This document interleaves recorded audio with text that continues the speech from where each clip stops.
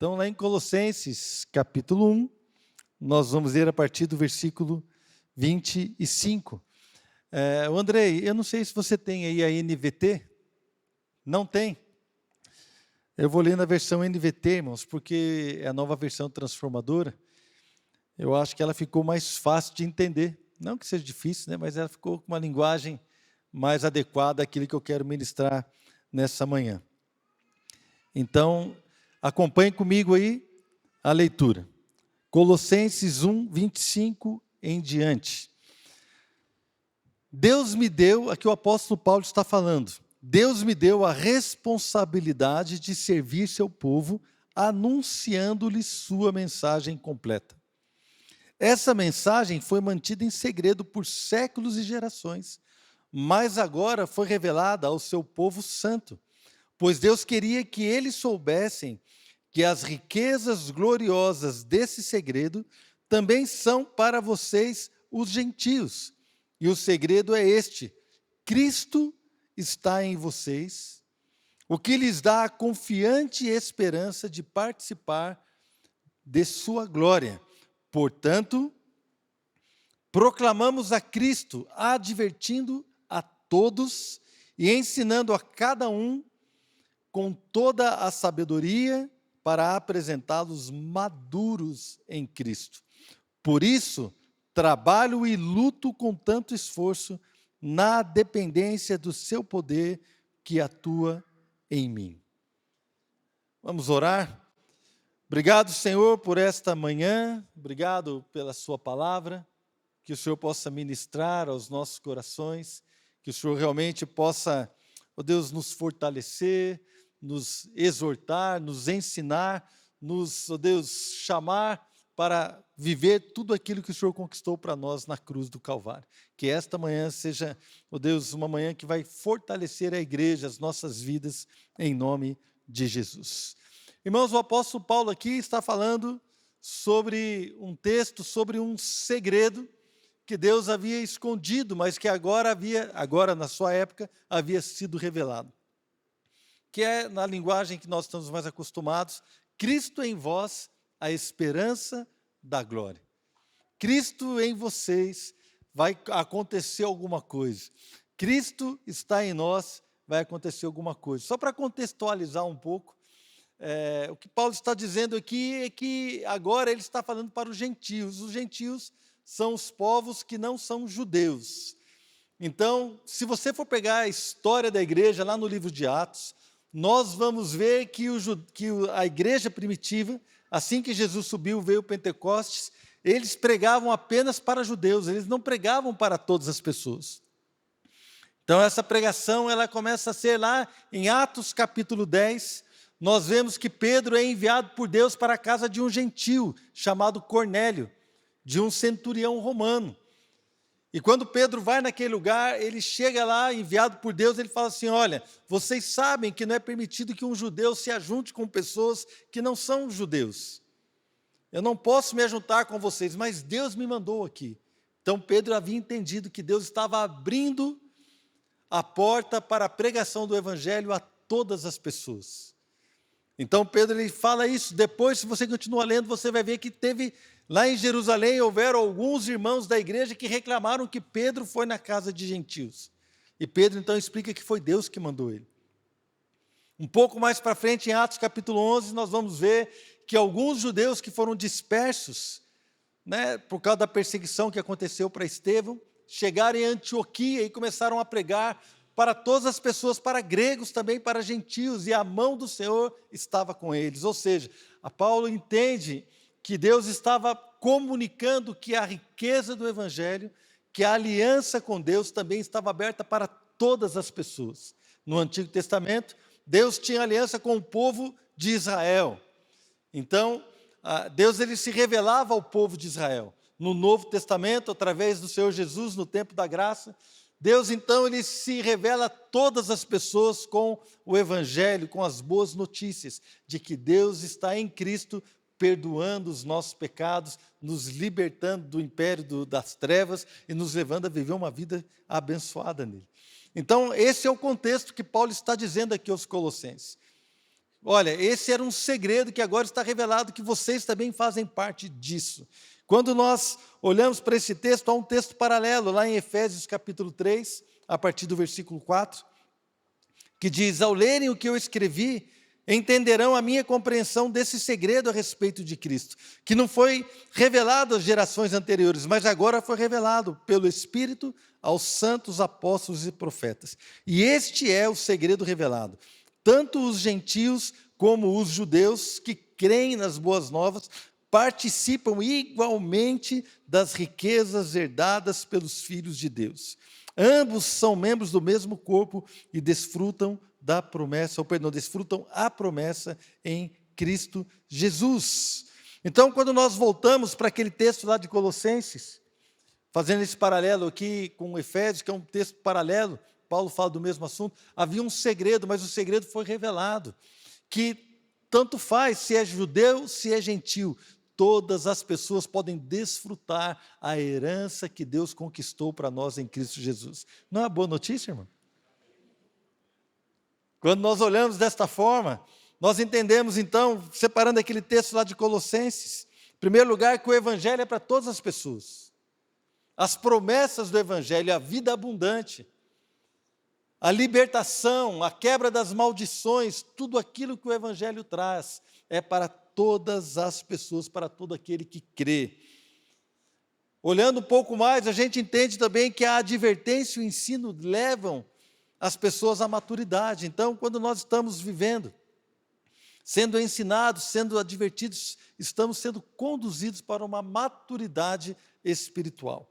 E, por último, a gente vê que Paulo, o apóstolo, fala de si mesmo, que ele trabalhava com esforço, mas ele sabia também que a sua força vinha de Deus, dependendo da força de Deus. Então, eu quero trabalhar esses 3 itens, essas 3 características do texto que nós separamos ali em Colossenses, para que a gente possa trazer isso para nós, esta realidade para as nossas vidas e aplicar na nossa vida, no nosso dia a dia, nos nossos relacionamentos, no meu relacionamento com o Senhor, no meu relacionamento com a minha família, no meu relacionamento com a minha profissão, com amigos, com parentes e com a igreja, para que a gente possa caminhar e crescer em maturidade naquilo que Deus tem para nós.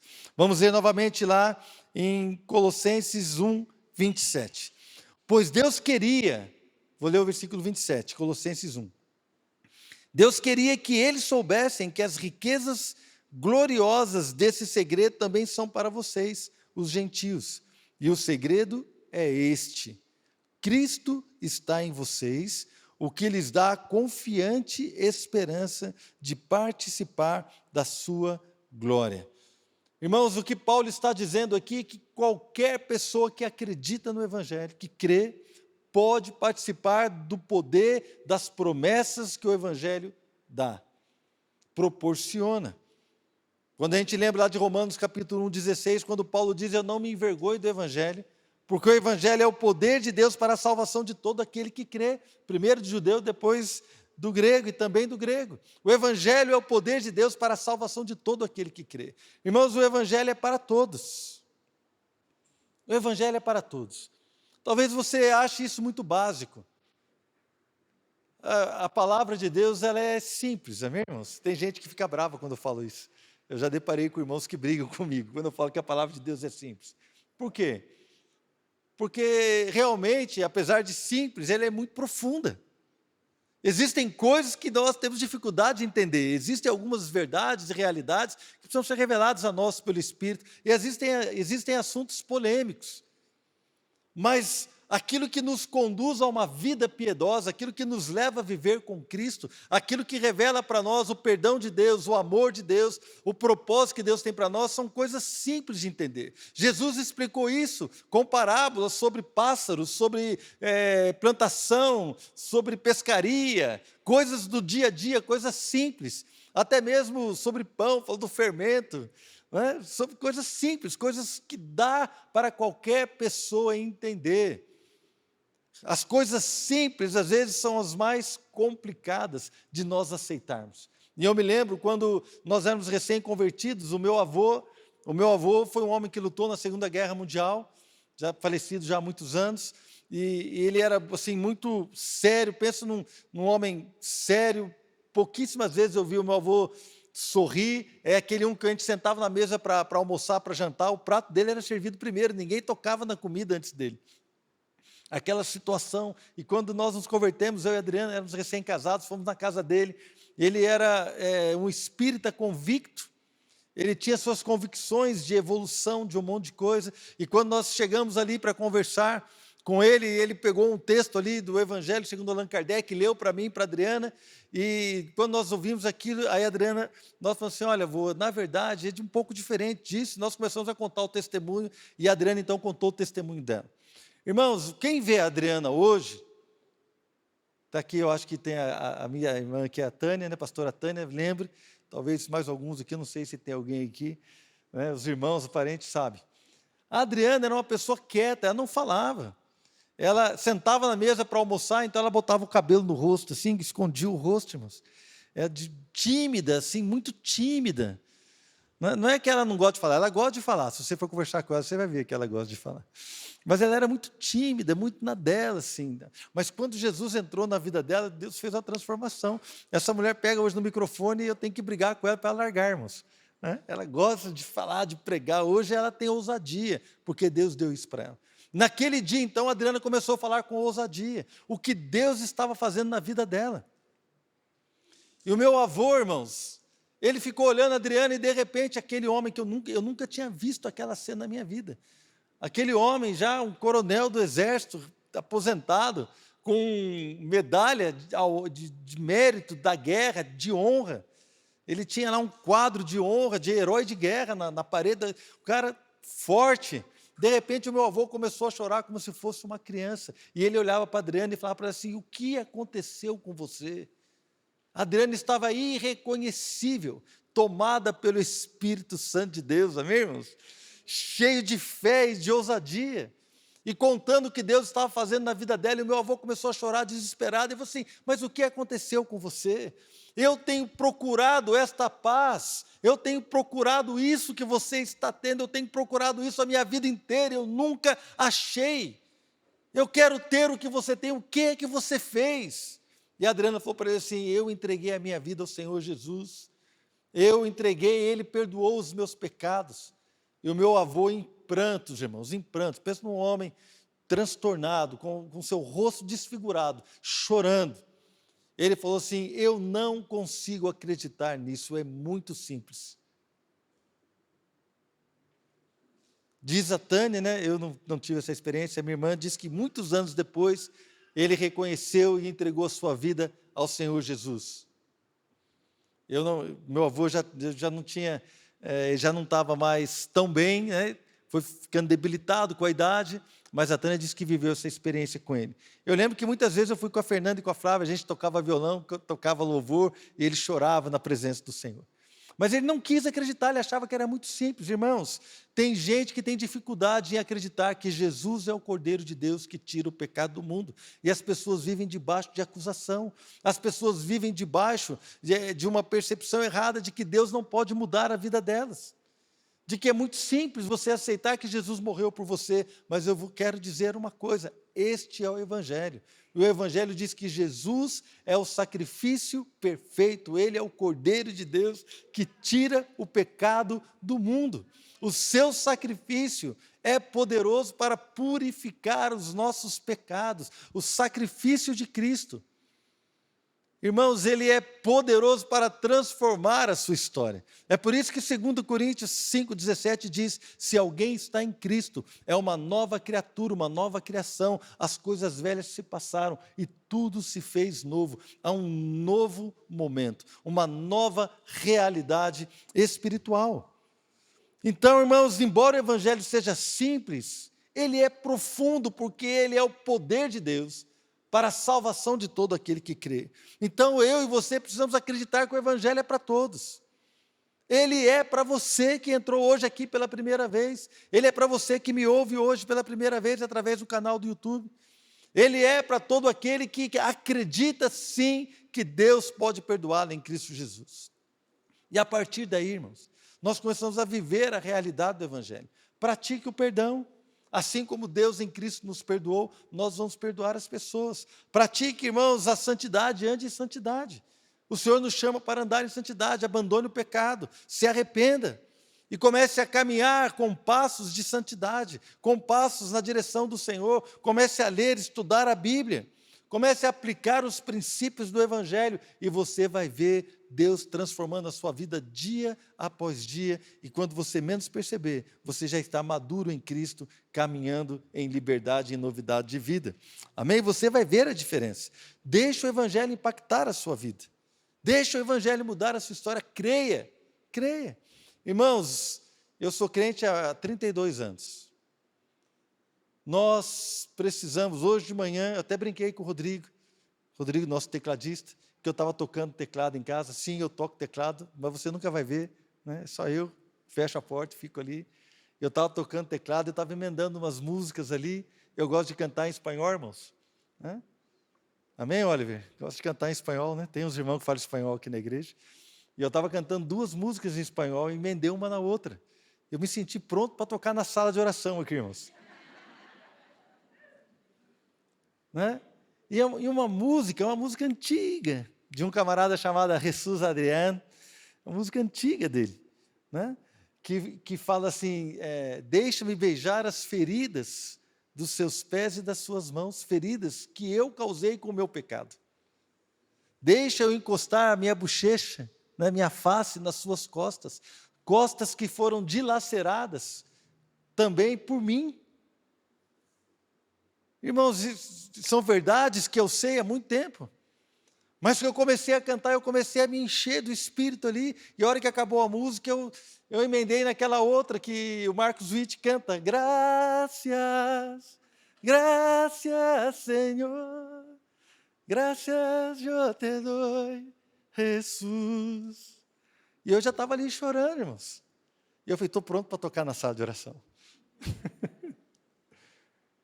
E eu estava me alegrando com verdades que eu conheço há mais de 30 anos. E eu quero dizer para você nesta manhã, para você que é crente velho, ou para você que entrou hoje aqui pela primeira vez, nunca perca a admiração por aquilo que Jesus fez na cruz. Nunca perca de vista que tudo começa na cruz. Não perca de vista que não tem nada a ver com você, não tem a ver com aquilo que você faz.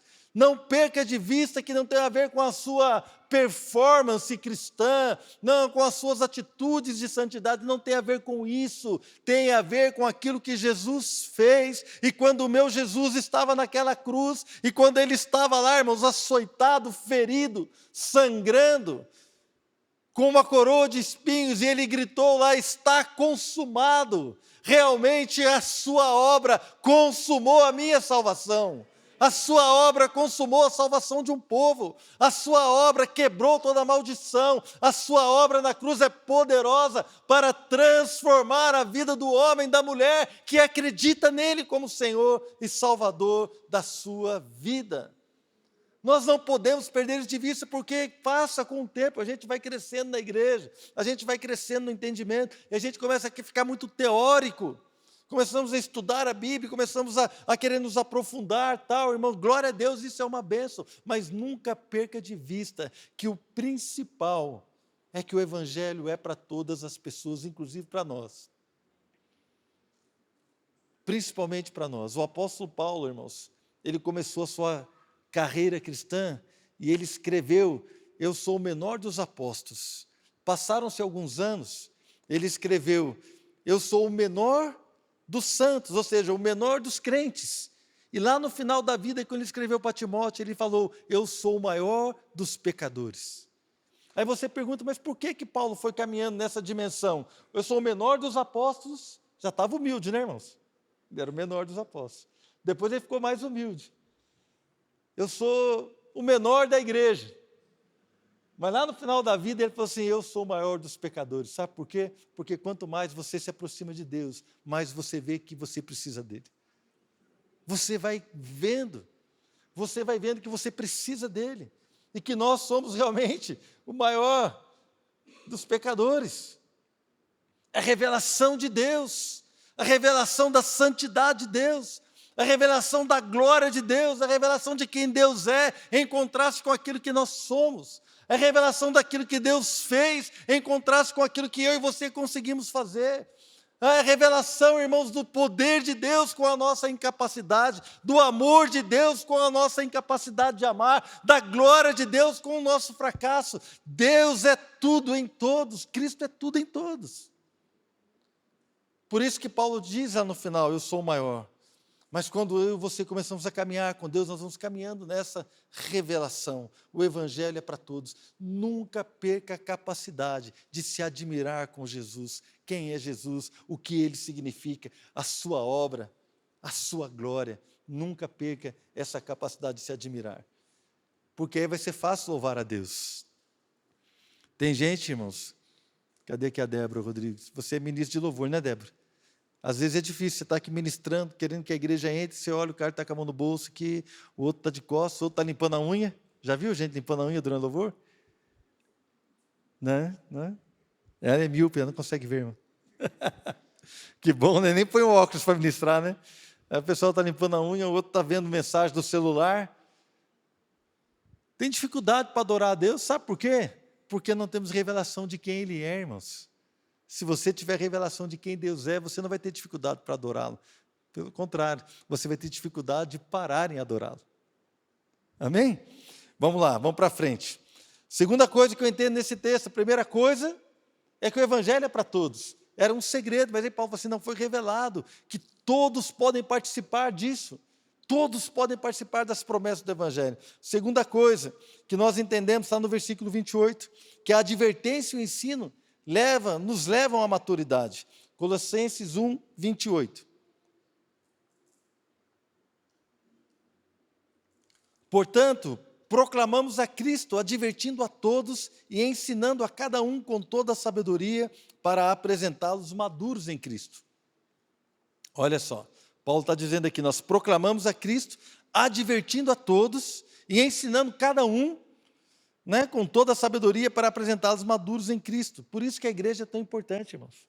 Porque aqui na igreja nós aprendemos com irmãos mais experientes que nós, aprendemos uns com os outros, ensinamos uns aos outros, nós nos advertimos, nós nos exortamos mutuamente. É por isso que um grupo de relacionamento é tão importante, que são as reuniões nas casas, onde nós nos reunimos, reuniões menores, grupos menores, onde nós nos conhecemos pelo nome, onde sabemos a luta do irmão, sabemos a dificuldade da irmã, sabemos a luta daquele casamento, sabemos a luta daquele jovem, estamos juntos ali orando, advertindo, exortando, fortalecendo, ministrando, tendo comunhão, nos alegrando.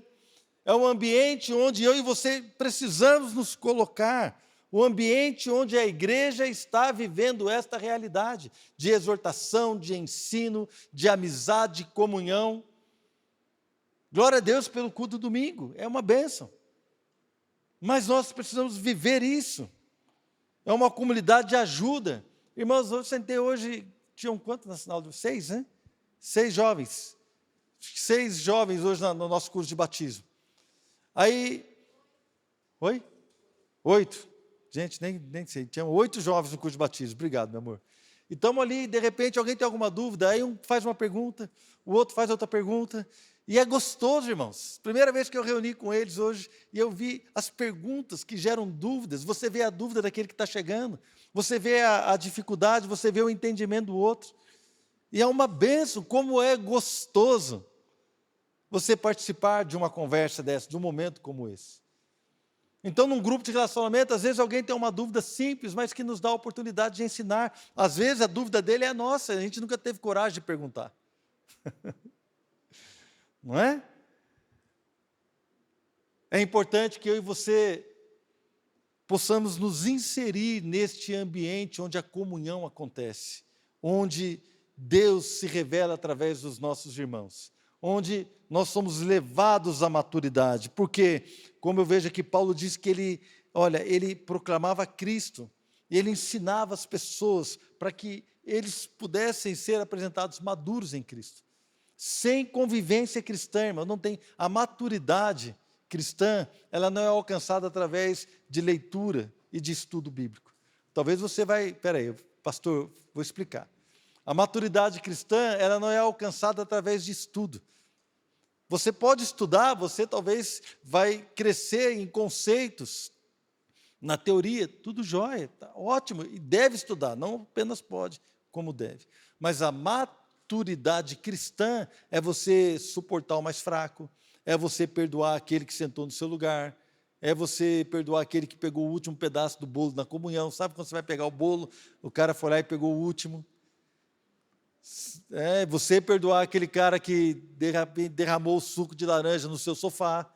Aí, se você consegue perdoar essas coisas, você está caminhando para a maturidade cristã. Maturidade cristã fala de convivência, fala de suportar o fraco, suportar a fraqueza, fala de perdoar. A maturidade cristã fala de advertência. Por que você não pode ser advertido? Mas eu fui advertido várias vezes, sou até hoje. Por que um não pode chamar? Podemos sim falar, conversar. Não é demérito nenhum alguém corrigir você. Irmãos, a Bíblia fala, né? Corrija o sábio e ele te amará, corrija o tolo e você vai arrumar uma afronta. Se você for sábio, você vai amar a repreensão. Se você é tolo, você detesta ser repreendido. Vou repetir. Se você detesta ser repreendido, se ninguém pode falar nada para você, se ninguém pode falar nada acerca da sua atitude ou do seu comportamento, se você detesta a repreensão, você é tolo. Palavra da Bíblia. Agora, se você ama a repreensão, quando alguém te chama a atenção e fala assim, não, obrigado, irmão, porque eu vou corrigir isso e eu vou andar em maturidade, você é um sábio. Precisamos nos colocar nesse ambiente, onde Deus pode falar conosco através de outras pessoas. Amém, irmãos? Quem está entendendo o que eu estou falando? Vocês estão meio quietos aí, não sei o que está acontecendo. Né? É uma bênção. Ninguém vai chegar à maturidade sozinho. Ninguém vai chegar na maturidade sozinho. Nós vamos chegar juntos, sendo moldados, ensinados. Amém? E terceira coisa é no versículo 29. Colossenses 1, 29.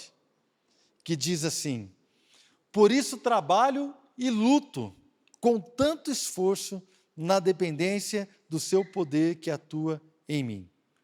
Irmãos, vamos prestar atenção aqui no que o apóstolo Paulo está falando. Primeiro ele falou, né? Se a gente for aqui para o texto, deixa eu voltar aqui. Olha, Deus me deu a responsabilidade de servir o seu povo, verso 25, anunciando-lhes a sua mensagem completa. Essa mensagem foi mantida em segredo por séculos e gerações, mas agora foi revelada ao seu povo santo, porque Deus queria que eles soubessem que as riquezas gloriosas desse segredo também são para vocês, os gentios. E o segredo é esse: Cristo está em vocês, o que lhes dá a confiante esperança de participar da sua glória. Então, verso 28, ele fala, portanto, proclamamos a Cristo, advertindo a todos, ensinando a cada um com toda a sabedoria para apresentá-los maduros em Cristo. E aí vem o verso 29. Vem o verso 29, que ele diz, por isso eu trabalho e luto com tanto esforço, na dependência do seu poder que atua em mim. Paulo trabalha por quê? Porque ele tinha convicção do que Deus havia pedido para ele. Deus me pediu para servi-lo, ensinando a mensagem, proclamando a mensagem. Essa é a minha missão, Deus me pediu para servi-lo. É por isso, então, que eu ensino, é por isso que eu estou advertindo todo mundo, e ele fala no final, é por isso que eu luto com tanto esforço. É por isso que eu tenho trabalhado e tenho lutado com tanto esforço. Ele entendeu o propósito. E ele, então, na intensidade que Deus pediu para ele estava lutando e se esforçando e brigando mesmo. Irmãos, agora eu preciso dizer para você, não é só o pastor que precisa entender esse princípio. Não é só os pastores, só os líderes que precisam entender. Não são só aqueles que têm responsabilidades ministeriais. Mas todos nós, irmãos. Uma vez eu li um livro, muito tempo atrás, irmãos, nem lembro o nome do livro, mas falava sobre o rei Saul e o rei Davi. Era de um argentino chamado Luiz Palau. Será que era? Eu não lembro. E nesse livro, ele fala assim, ele fala sobre Saul e Davi, que eram reis. Ele falava, nem todo mundo vai ser rei, mas eu quero pegar os princípios que cada um aplicou ao seu reinado, porque você, no mínimo, é rei da sua vida. Eu nunca mais esqueci, Cláudio. Ó, Porque, para mim, líder é aquele que está aqui na frente pregando. Esse é o responsável. Mas eu comecei a entender, não, que eu era responsável pela minha vida em primeiro lugar. Depois, eu tinha responsabilidades como marido e como pai. Responsabilidades, então, no mínimo, se você hoje tem 12 anos, está aqui, você é o reizinho da sua vida. No mínimo.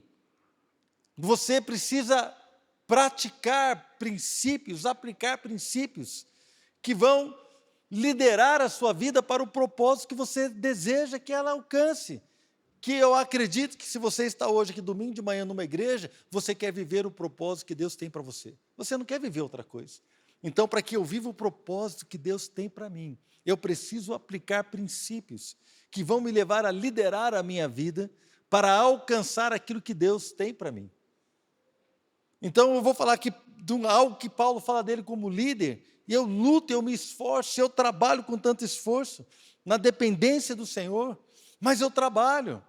Por quê, irmãos? Porque alguém que lidera a sua casa, alguém que lidera a sua família, alguém que lidera o seu rumo profissional, alguém que lidera o seu rumo ministerial, alguém que cuida da sua própria vida, precisa trabalhar e se esforçar para viver aquilo que Deus tem para você. Paulo entendeu que tinha um propósito, e ele busca esse propósito com trabalho e com esforço. Irmãos, nós precisamos buscar isso.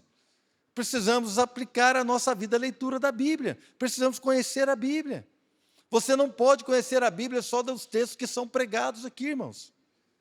Você precisa ler a Bíblia na sua casa, no seu dia a dia, precisa estudar.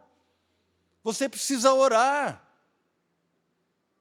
E hoje, no nosso curso de batismo, a gente estava conversando, tirando dúvidas, você fala com o Espírito Santo. Aí alguém perguntou, mas como é que eu falo com o Espírito Santo? Veja que são coisas simples. Mas são coisas que precisam ser perguntadas. Glória a Deus pelo irmão que perguntou, mas pastora, como é que eu falo com o Espírito Santo? Como é que você sabe como é que você fala com o Espírito Santo? Como que você se dirige a Ele? De que maneira? Irmãos, então são coisas que nós vamos crescendo, e o ambiente da igreja, o ambiente da comunhão, a luta, o esforço fazem com que a gente vá crescendo naquilo que Deus tem para nós. Você tem lutado pela sua vida cristã? Você tem se esforçado? Outro dia, estava vendo um líder falando sobre manter o foco naquilo que Deus te pediu.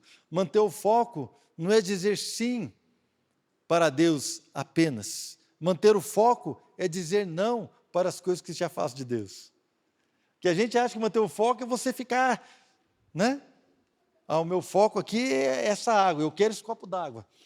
Eu quero água. Eu quero a água. A hora que eu estou indo aqui, aí chega alguém e fala assim, você aceita um suco de laranja? O que você tem que dizer? Não, eu quero água. Aí você vai ali, aí daqui a pouco vem um abençoado, você quer uma Coca-Cola? Mas você tem um foco, que você não quer, colocar açúcar no seu corpo com Coca-Cola, né? Coca-Cola zero, né? É ruim, né, irmão? Não, eu quero a água. Aí você está indo para a água, daqui a pouco vem outra, você quer um café? Aí o café pegou, né, irmão? Aí eu tomo café, depois eu tomo água. Café não tem jeito de recusar, né? Minha mãe ensinou que não pode recusar café. Vocês estão entendendo? O foco não é, eu quero, porque você sai daqui, querido, vou dizer algo para você, vai sair daqui por aquela porta, aí eu quero andar com Deus. Mas você precisa manter o foco é dizer não para aquilo que te afasta do Senhor. Trabalhar com esforço, buscar a Deus, toda a igreja precisa entender isso. Aquele que ministra, aqueles que estão na portaria, o pai, a mãe, não importa, precisamos entender que o nosso poder vem de Deus, precisamos depender do poder de Deus, por isso que Paulo fala, olha, por isso eu trabalho e luto com tanto esforço, na dependência do seu poder que atua em mim. Irmãos, só trabalho sem dependência de Deus vai nos levar uma semaninha. Daqui a uma semana a gente já pifou. Só o esforço, sem revelação do poder de Deus, do seu perdão, do seu amor, vai nos levar um tempo. Mas daqui a pouco nós vamos fundar, irmãos. Por quê? Porque o nosso esforço, ele não vai nos levar muito longe. Mas se nós dependemos do poder de Deus, dependemos da sua graça, dependemos do seu perdão, estar sempre nos alegrando na presença do Senhor, estar sempre com os olhos voltados para a cruz, irmãos, nós vamos viver aquilo que Deus tem para nós. Não tem a canção do pastor Fabiano, leva-me, Senhor, ao centro da sua vontade? Tem um texto que eu acho lindo, essa música dele. Ele fala, leva-me, Senhor, aos pés da sua cruz, onde a nossa história começou. Quem lembra da música? Podia cantar, dá para cantar hoje? Dá? Né? Leva-me aos pés da cruz, onde a nossa história começou. Não podemos perder de vista a obra do Senhor em nós. O Evangelho é para todos. O Evangelho é para você. A transformação é para você, se você crê. Você pode entrar nas promessas do Senhor. Todos nós podemos entrar nisso, porque é para todos. A advertência nos leva à maturidade, o ensino nos leva à maturidade. Tenho conversado com o Pedro, perguntei como é que estão as aulas, diz que está bom, está uma benção, o povo está aprendendo, está feliz. Né? Perguntei para o meu sogro, ei sogro, como é que está? Meu sogro está feliz, está gostando. Irmãos, é bênção. Vem estudar a palavra. Estude na sua casa, estude com outras pessoas. E um líder que trabalha com esforço, ele sabe que a sua força vem do Senhor. Paulo fala, lá no versículo 29 de Colossenses 1, por isso trabalho, eu trabalho por uma causa. Eu trabalho por uma causa. Qual é a causa pela qual você trabalha? Qual é a causa pela qual você está aqui hoje? O que move você a estar aqui no culto hoje? Qual é a causa da sua vida? Qual é a fome do seu coração? Qual é o propósito que você sente que precisa viver? Qual é a causa da sua vida? Eu trabalho por isso. Eu dependo do Senhor para alcançar isso. Eu busco a Deus para alcançar esta verdade. Eu busco a Deus para alcançar esta realidade. Eu dependo do poder de Deus para viver isso. Irmãos, a causa pode ser variada, e eu vou dizer algo. Hoje você pode estar aqui por uma causa, e daqui a um ano você vai ter um outro propósito. Eu entendo que há um propósito maior, todos nós queremos agradar a Deus e queremos viver de acordo com a sua fidelidade, com a sua santidade, viver do modo digno do Evangelho. Esse é o nosso propósito maior. Mas talvez esteja alguém aqui hoje que está buscando a Deus e precisando entender qual é o rumo profissional que Ele vai dar na sua vida. Talvez tenhamos jovens aqui que estão precisando entender qual é o rumo amoroso que vai dar na sua vida. Vai namorar essa pessoa, não vai? Qual é o rumo que eu vou dar na minha vida? Talvez tenhamos pais aqui que estão lutando para manter o seu casamento, para manter a sua comunhão com a família. Está lutando. Qual é a sua causa? Eu preciso restaurar a minha causa. Talvez nós tenhamos mães aqui que estão lutando pelo seu filho. Qual é a sua causa? Hoje estou lutando pelo meu filho. Eu preciso lutar, me esforçar. Outros estão aqui lutando pelo seu ministério, buscando a Deus para entender o que Deus tem para você ministerialmente. Todos nós temos uma causa. Porque se eu não tiver uma causa, se eu não tiver um alvo, eu não tenho por que lutar, irmãos. Se eu não tiver um objetivo, eu não tenho por que lutar. Eu não me esforço. Se eu não tenho um objetivo, não há esforço. Vocês concordam? Agora, se há um objetivo que eu entendo que Deus me deu, aí eu vou me esforçar para alcançar aquilo, sabendo que Deus está do meu lado e a sua força, o seu poder vai cooperar comigo. Queria que você fechasse os teus olhos. E eu vou dar um tempo para você entender qual é o propósito que Deus tem para você orar diante do Senhor.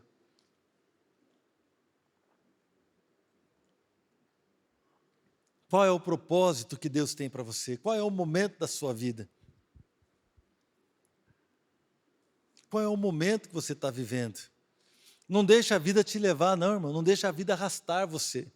Não deixe as circunstâncias irem conduzindo você para um ou outro lado. Não. Deus tem algo para nós. Deus tem algo para você nesse exato momento. Deus tem um alvo para ser proposto ao seu coração. Deus tem algo para falar com você agora. Deus tem algo que Ele gostaria que você vivesse agora. Talvez numa área determinada da sua vida, eu não sei, mas eu gostaria que você orasse. Ore e fale, Senhor, qual é o seu alvo para mim? Qual é o seu objetivo para mim?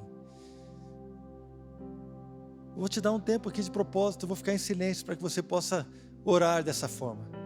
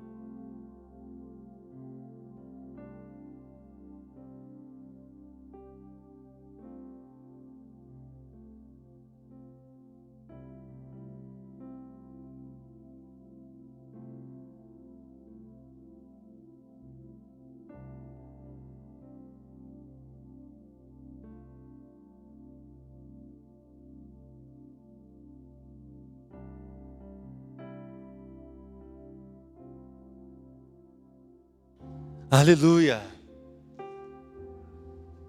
Aleluia. Sinto o Senhor falando conosco nessa manhã. Amém? Mas falando com algumas pessoas.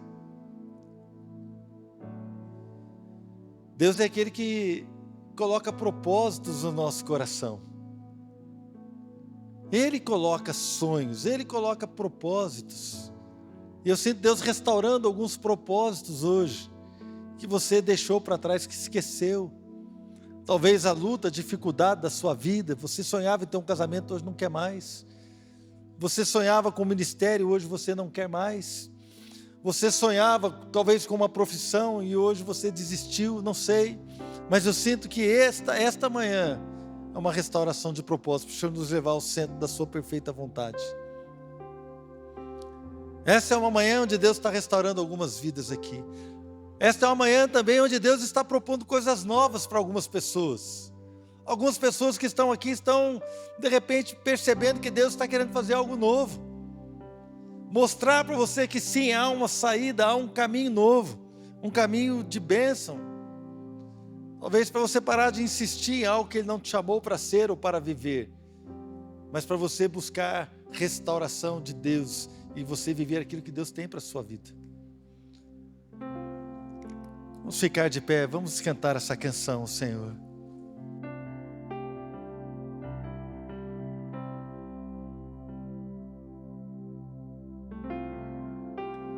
Leva-me, Senhor, ao centro da tua vontade, onde posso ouvir somente a tua voz, os planos que um dia escreveste só pra mim. Leva-me, Senhor, ao centro da tua vontade, onde tudo em mim se faz melhor, onde tudo mais perde o valor, onde só tenho a ti, onde nada mais importará, onde os sonhos se renovarão, onde tua verdade reinará e a tua graça bastará. Leva-me,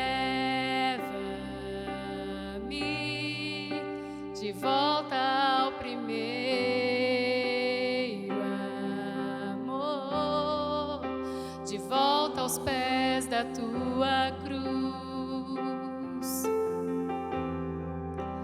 onde nossa história começou.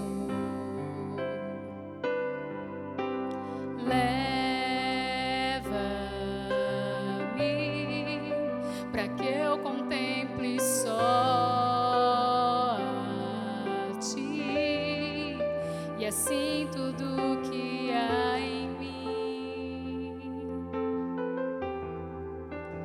possa refletir o que tu és. Algumas pessoas precisam ser levadas de volta a um lugar onde você contemple só o Senhor. Muita gente está olhando as circunstâncias, muita gente está abalada pelas situações, muita gente está abalada com a realidade natural em volta de si, mas nesta manhã, nós precisamos ser levados a um lugar onde contemplamos só a Ele. E quando contemplamos a Ele, nós vemos que o seu sacrifício é poderoso para nos sustentar. Amém? Você pode sair daqui nessa manhã contemplando apenas o Senhor.